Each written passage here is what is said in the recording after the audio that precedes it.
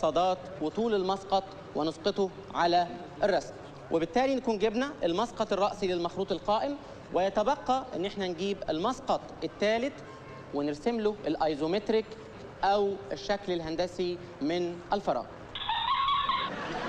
شفتك، تعال. ايوه انت، ايوه انت، تعال اطلع بره، وياك اشوفك في محاضراتي مره تانية.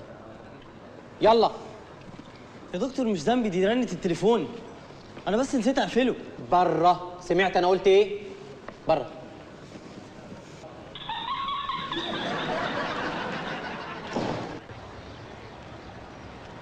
انت مش عندك محاضرة دلوقتي؟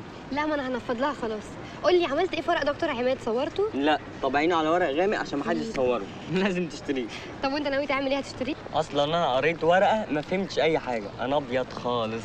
مين قالك بقى ان انا فاهمه حاجه؟ ده انا الترم ده ما فتحتش الكتاب، ده انا هخش امتحان الترم كده ببركه دعاء الوالدين. وانا اللي كنت معتمد عليك. تعتمد عليا انا عبيط؟ انا عارف انك بتصوري ورق صحباتك. ما انا قلت الهبه تديني كشاكيلها، قعدت تقول لي انا كده هضيع والامتحانات قربت ومش عارف ايه وكلام ملوش لازمه، وفي الاخر ما خدتش منها حاجه.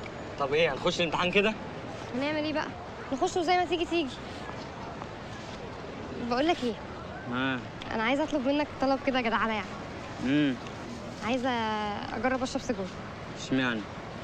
عايز يعني، وبعدين بطل بخل وهات سيجاره اشرب. مش حكاية بخل، بس ليه يعني؟ عادي، عايزه اجرب يا اخي.